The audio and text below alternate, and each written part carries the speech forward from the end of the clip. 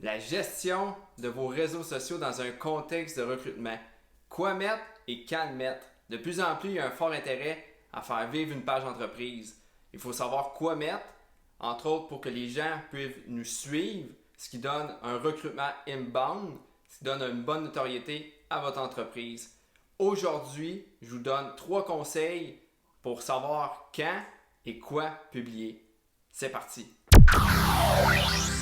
Numéro 1, respecter un ratio de publication. Et oui, pour être élite, aller attirer des candidats, il y a un ratio à respecter.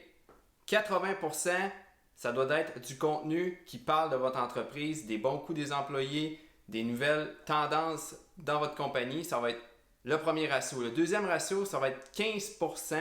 Et celui-là, ça va être du contenu que vous allez mettre seulement des partages, soit de vos fournisseurs, des événements qu'il y a eu, des fights. C'est vraiment ce ratio-là. Et ensuite, 5% vos publications d'offres d'emploi. Et vous savez, si on respecte ce ratio-là, les gens de plus en plus vont s'intriguer à votre compagnie et vont aller voir directement vos offres d'emploi où ils devraient. Numéro 2, c'est bien beau tout ce contenu-là, mais quand est-ce que je peux publier pour que ça soit optimal?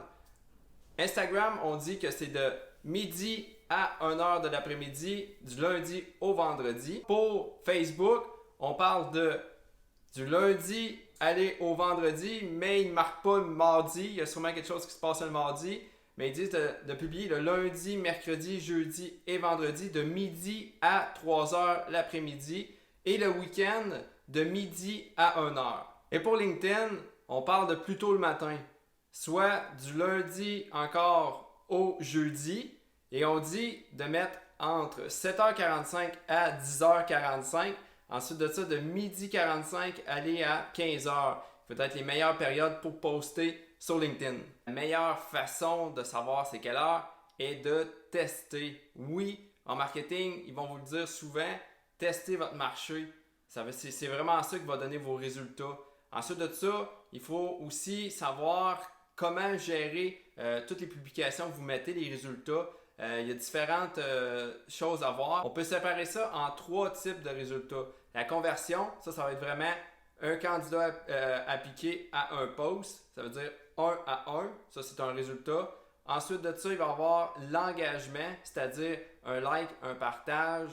Et ensuite de ça, il va y avoir le nombre de vues. C'est sûr, si on a 10 000 vues, mais qu'on a eu 10 personnes qui ont appliqué pour la publication ou l'offre d'emploi ou la vidéo, c'est là qu'on va aller mesurer notre taux de conversion. Numéro 3, la publicité sur Facebook.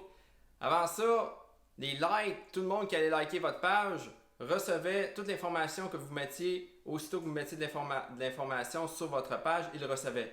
Maintenant, c'est plus le cas. Il faut payer pour faire voir vos publications.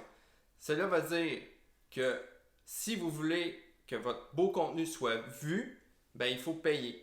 Avec une stratégie ciblée, on va réussir à aller cibler des gens qui sont déjà passifs sur le marché du travail.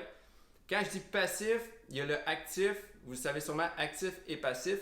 L'actif est vraiment la personne qui est en recherche d'emploi et le passif est la personne qui est déjà sur le marché du travail.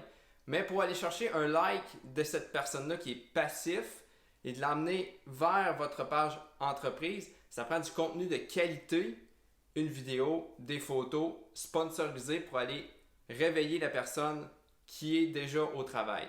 Une fois que cette personne-là va avoir liké votre page, soit qu'elle se dise « je suis vraiment prêt pour changer d'emploi » ou il va seulement liker pour savoir un peu plus qui vous êtes et comment ça marche. Le recrutement inbound, c'est ça. On va aller chercher naturellement des personnes qui sont déjà sur le marché du travail. C'est-à-dire que le ratio que j'ai parlé auparavant, 95-5, va être très important parce que la personne qui est allée liker, mais elle va recevoir du contenu une fois de temps en temps. Oui, des fois, on va voir quand même la publication, même si vous ne payez pas la publication. Mais sachez que si vous avez mis du contenu de qualité en avant, mais forte chance que cette personne-là retourne de temps en temps par lui-même sur votre page entreprise Facebook. Pour aller chercher la bonne personne qui est passive déjà sur le marché du travail, il faut tout d'abord établir un persona. C'est-à-dire, on va prendre les employés chez vous, pas tout au complet, mais on va en prendre quelques-uns.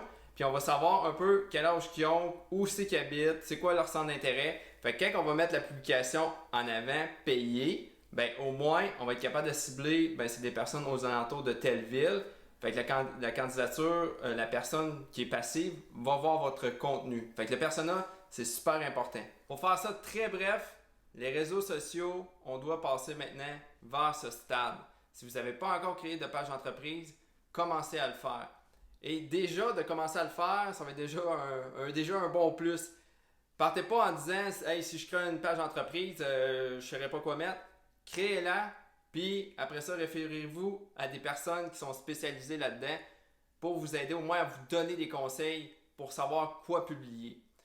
J'espère que cela vous a plu, que vous comprenez un peu plus les médias sociaux, comment ça fonctionne. On se dit à très bientôt.